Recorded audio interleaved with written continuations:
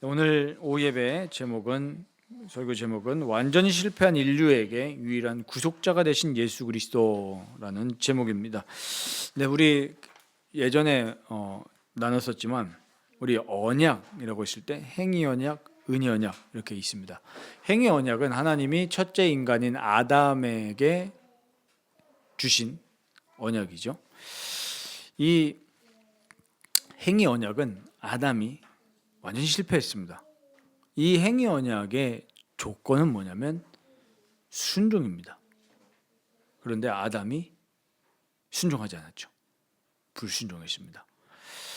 이 불순종의 결과로 말미암아서 인류에게 이 죄가 들어왔고 그 죄는 우리에게 사망을 가져왔습니다. 그리고 하나님과의 단절을 가지고 왔습니다.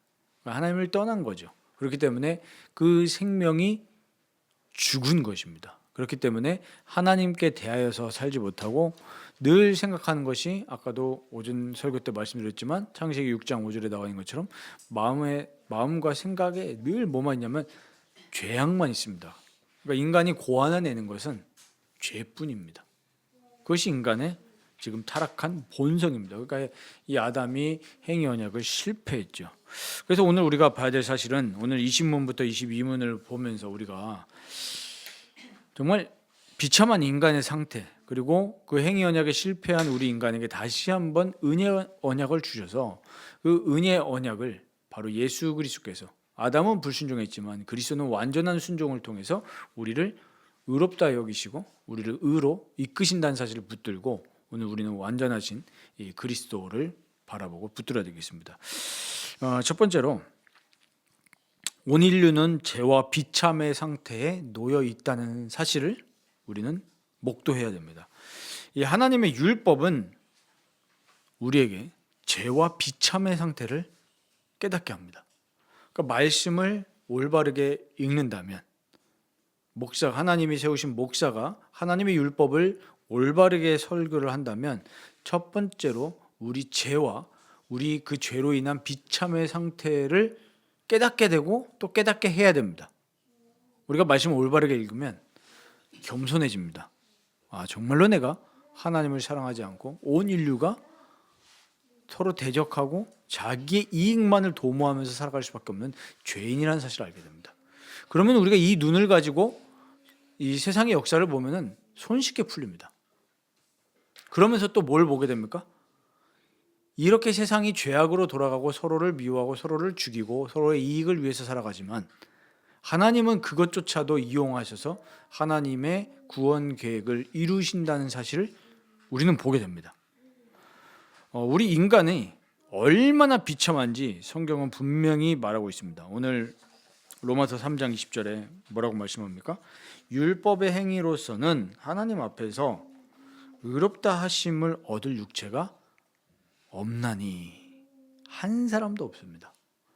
그래서 모든 사람은 죄인이기 때문에 아무리 자기가 선을 행한다고 할지라도 아무리 자기가 교회를 열심히 다닌다고 할지라도 자기의 행위로서는 하나님의 심판에서 벗어날 수가 없습니다. 행위로 의롭다 하심을 얻으려는 시도가 얼마나 많습니까? 종교는 말할 것도 없죠.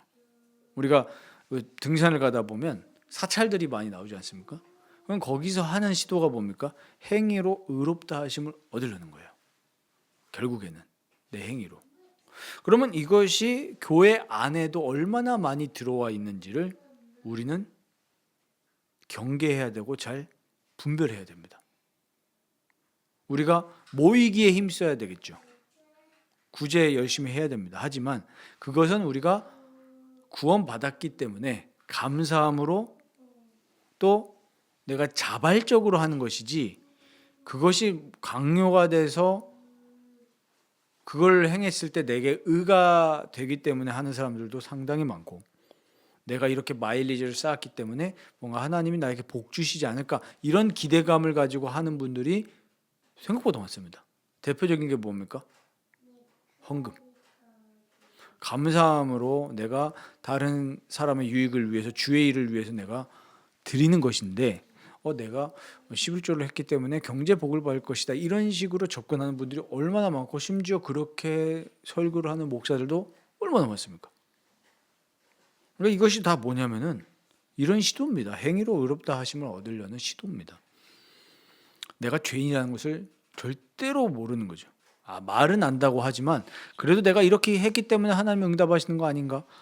이렇게 생각하는 시도가 너무나 많다라는 겁니다. 우리가 이걸 안다면 이런 모든 시도들이 그리스도의 복음을 부끄러워하는 행위고 그리스도의 그 십자가를 약화시키는 겁니다. 약화되지 않지만 우리가 그거를 약화시키는 거죠. 밀어내는 거죠. 그리스도의 십자가를. 그리스도의 십자가 보혈은 어느 순간 희석이 되어지고 맙니다. 뭐만 남습니까? 인간의 의만 남습니다. 그 대표적인 케이스가 뭡니까? 로마 카톨릭입니다. 우리가 제가 균형이라는 단어를 그렇게 좋아하진 않는데, 왜냐하면 그것도 제가 생각하기에는 완전히 맞는 단어는 아니거든요. 우리가 어떻게 밸런스를 맞추겠습니까? 인간이 밸런스 못 맞추거든요. 우리의 밸런스라는 용어보다는 그리스도께 우리의 중심을 고정시키는 거죠. 내 의도 아니지만 그렇다고 해서 우리가 구원받은 사람이 행동을 안 하겠습니까? 더 행동하죠. 더 사랑하고 더 베풀고 더 열심히 할 겁니다. 더 예배드리고 싶어 할 겁니다. 예배드리지 말라고 해도.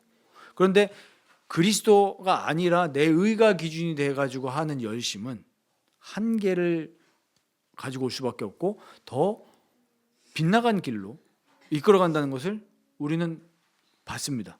아무리 너무나 고귀한 전도지만은 내 의가 될 때 그 전도는 오히려 그리스도를 가리우고 하나님의 영광을 가리우고 하나님 말씀 밖으로 벗어나는 것을 우리는 잘 봤죠.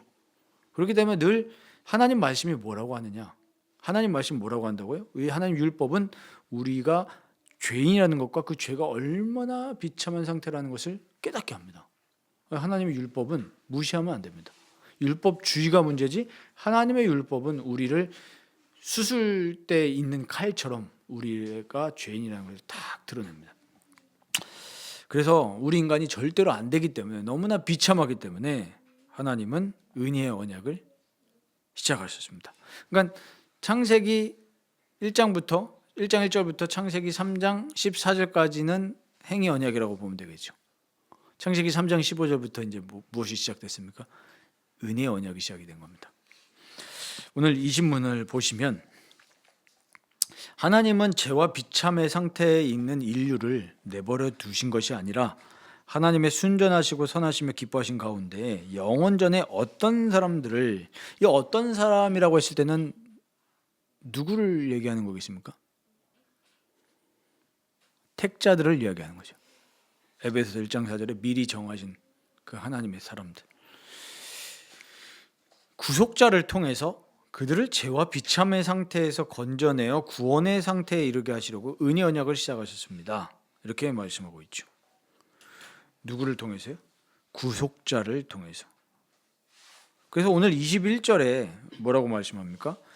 율법 외에 하나님의 한 의가 나타났다. 이것은 율법과 선지자들에게 증거를 받은 것이라. 이 구약은 이 그리스도에 대한 증거를 계속 이야기하고 있는 거죠. 우리 모세 오경에 나오는 각종 제사, 또 각종 상징, 이런 것들이 다 그리스도를 가리키고 있죠. 우리 요한복음 시작할 때도 설교해서 들었지만 말씀이 육신이 되어 우리 가운데 거하심했을 때 텐트 말씀드렸었죠. 장막, 구약에 이 장막을 치고 이 제사를 드리고 이런 모든 것이 하나님의 임재, 이 그리스도를 말씀하고 있는 것입니다. 그 구약에는 이 장막을 통해서 하나님의 영광이 임하였다면 이제는 그리스도를 통해서 우리가 하나님의 영광을 볼 수 있는 겁니다. 그래서 우리가 왜 일요일에 세상 사람들이 일요일이라고 말하는 이 주일에 예배를 드립니까? 바로 그리스도께서 부활하신 날, 영원토록 우리는 이 부활하신 주님을 기억하고 또 주님을 실제로 성령으로 말미암아 맛보고 교제하면서 하나님을 예배하는 것입니다. 이게 구약의 모든 것이 이제 그리스도를 나타내고 있는데, 이 21절에 그것을 말씀하는 것이고 22절에 곧 예수 그리스도를 믿음으로 말미암아 모든 믿는 자에게 미치는 하나님의 의다, 이렇게 말씀하고 있습니다. 저희가 이 눈을 가지고 나를 보고 세상을 보면 인간 세상의 모든 문제는 죄라는 것을 우리는 알게 됩니다. 하나님이 택한 자는 이걸 깨닫게 하셔요. 뭐 저희가 뭐 종종 이 세상 문제를, 우리가 세상에 살아가니까 세상 문제를 얘기할 수밖에 없잖아요. 또 얘기해야 되고. 그러면 지금 일어나는 모든 문제는 결국엔 뭡니까? 죄의 문제예요. 하나님, 죄가 뭡니까? 하나님을 밀어내는 거예요. 하나님이 주인이 아니라 내가 주인이 되려는 시도가 인류의 역사의 시도입니다.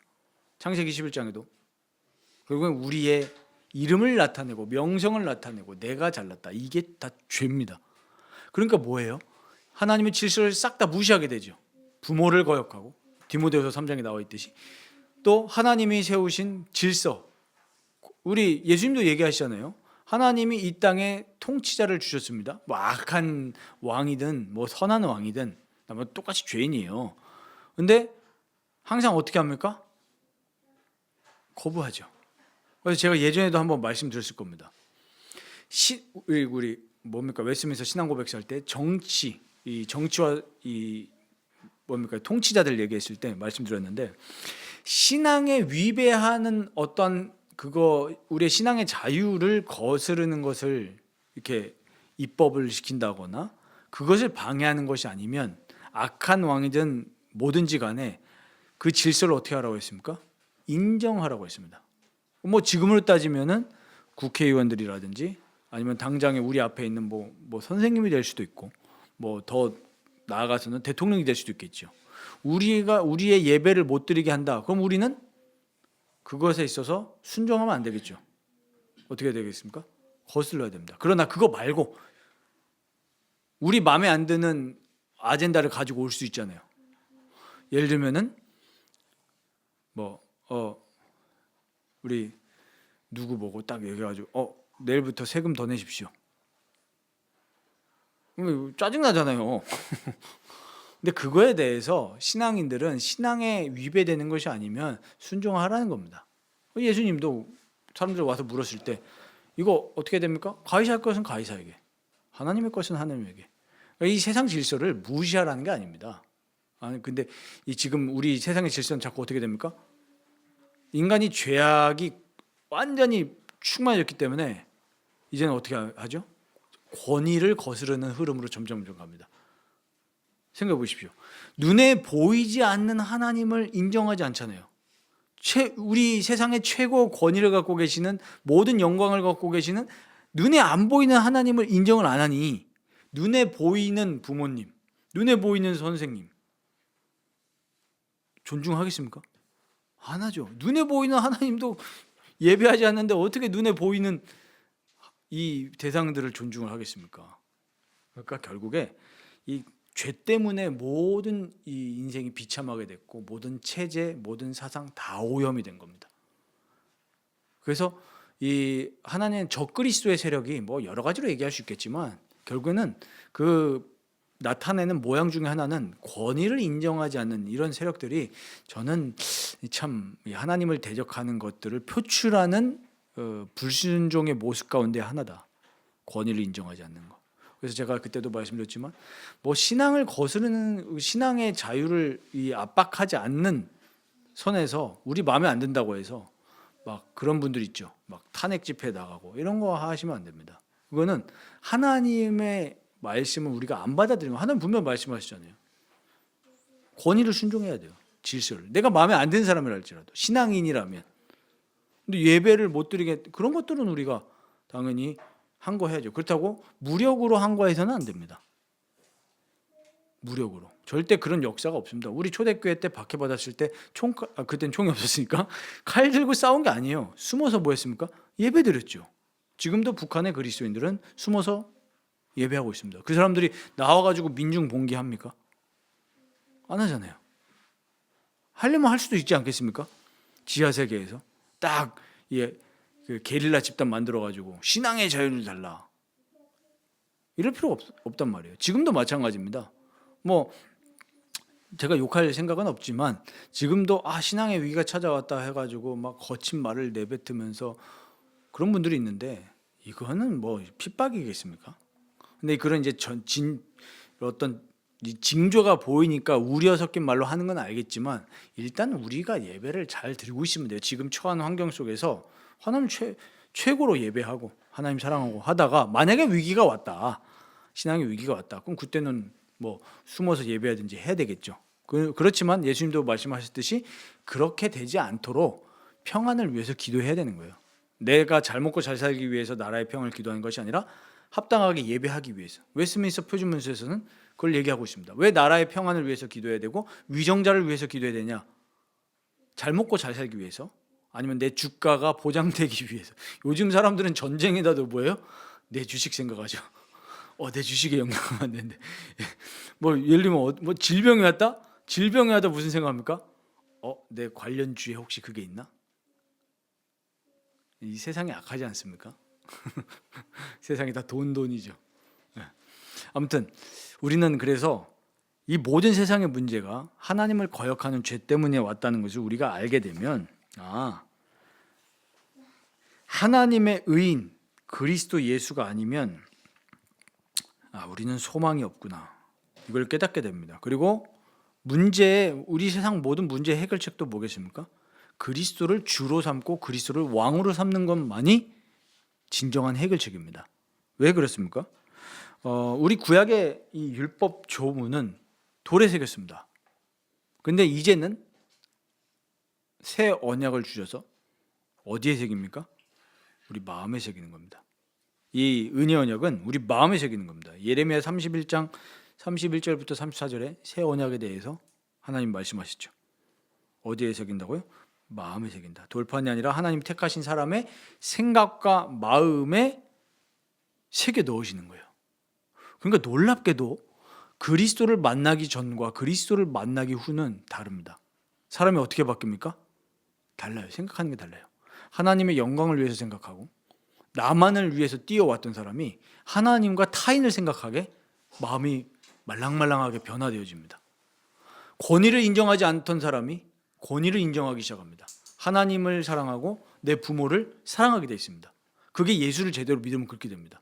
내 헛된 자아를 추구하면서 살아가는 것이 아니라 나보다 남을 먼저 더 생각합니다. 그게 그리스도인입니다.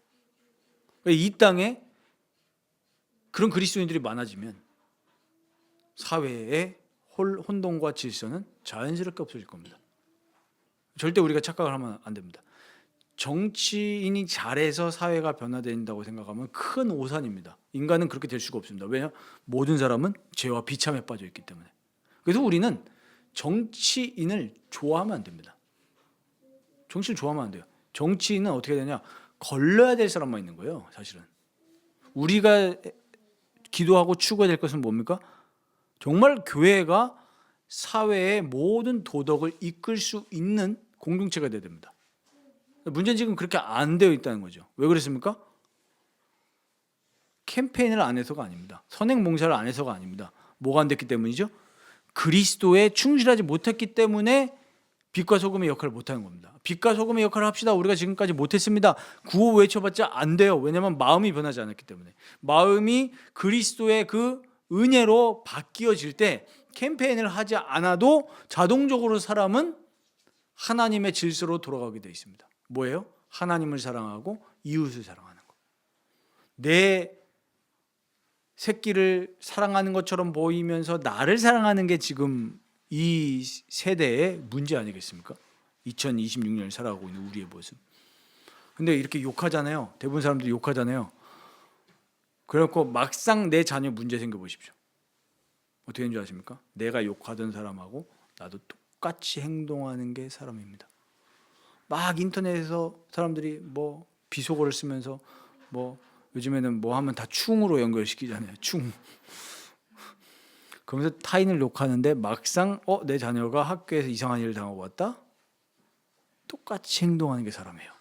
내가 그 사람 욕해놓고. 그게 인간의 모습입니다. 그래서 이건 답이 없어요. 답은 정말 그리스도밖에 없습니다. 내가 그리스도로 만족하고 그리스도의 의로 내가 계속 죄와 싸워 이기고 할 때 정말 이 세대를 거스르게 되는 거예요. 로마서 12장 2절 말씀처럼 이 세대를 본받지 말라. 분명히 성경 말씀합니다. 이 세대 본받지 말라. 어떻게 해야 됩니까? 마음 변화를 받아 그랬죠. 변화를 어떻게 받습니까? 우리 마음에 하나님이 말씀을 새겨 넣으십니다. 우리 바꾸셔요. 쉽게 말하면 DNA가 바뀌는 겁니다. 완전히 생각하는 사고방식이 바뀌어요. 하나님 중심적이 되고 이기적이 아니라 이타적이 됩니다. 그러면서 이제 복음화가 되는 거죠. 그래서 우리가 늘 그리스도께 나아가고 그리스도를 의지해야 됩니다. 그래서 내가 정말로 나만 생각하고 하나님을 생각하지 않는구나, 하나님을 사랑하지 않는구나, 이걸 정말 깨닫게 된다면 그리스도 앞에 무릎 꿇을 수밖에 없습니다. 나는 죄인이지만 그리스도의 의가 나에게 전가됨으로, 내 죄가 누구에게 전가됐습니까? 그리스도께 전가됐습니다. 이중전가라고 하죠. 그래서 내 죄가 그리스도의 죽음으로 말미암아 사해진 겁니다. 없어진 거예요. 그래서 우리는 예수의 피밖에는 나타날 게 없습니다. 정말 예수의 피를 붙들 때 우리가 온전케 된다는 걸 묵상하면 정말 즐겁지 않습니까? 은혜롭고, 저 죄인도 그리스도의 피면 바뀔 수 있구나. 우리 이 소망을 가져야 됩니다. 그리고 더불어서 이 땅에서는 완벽한 게 없기 때문에 이제는 그리스도와 함께 천상에서, 이 천국에서 하나님을 즐거워하는 그 날을 기억한다면 오늘의 문제가 문제가 아닙니다. 오늘의 병 문제 아닙니다. 모든 문제는 죄에서 왔습니다. 모든 문제는 사단이 아니라 죄입니다. 내 죄입니다. 이 죄를 깨닫고 우리가 그리스도께 나아가시기 바랍니다. 그래서 말씀을 맺으면서 우리가 아까도 오전에 말씀해서 얘기했지만 우리는 묵상을 한다고 하는데 습관적으로 나를 묵상하고 나의 감정을 묵상합니다. 이게 명상이거든요. 결국에 명상이라는 것이 굉장히 좋아 보이는데 하나님이 아니에요. 그리스도가 아닙니다. 지금 내 감정을 멈춰놓고 뭘 하겠다는 건데 결국엔 그건 죄를 더 쌓는 일입니다. 근데 요즘 막 연예인들이라든지 잘 나가는, 요즘에는 뭐 이 전문 경영인들도 자기 명상하는 거 자기 SNS에 올리고 굉장히 힙해 보이지 않습니까? 근데 그것은 그리스도를 묵상하는 것이 아닙니다. 묵상과 명상은 분명히 다릅니다. 주체가 다르죠. 우리는 말씀을 묵상하는 겁니다. 한 구절을 암송해 보시면서 한번 묵상해 보십시오. 다릅니다. 정말 달라요. 나의 죄가 없어지는 것을 경험하게 됩니다. 그러나 또 내일 일어나면 죄가 또 생기죠. 그래서 우리는 매일 묵상해야 됩니다.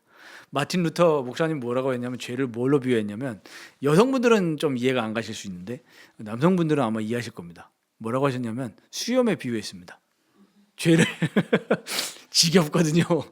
제가 이번에 여행 갈 때 깜빡 잊고 면도기를 안 챙겨왔더니 이게 좀 상태가 안 좋더라고요.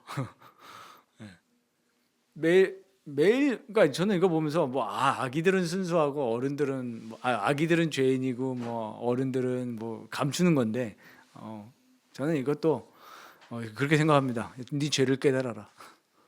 면도해도 매일마다 또 나는. 그래서 사람들이 뭐 레이저로 제모를 한다는데 그런다고 해서 또 나중에 또 난다 하더라고요. 시간이 지나면 어쩔 수가 없습니다.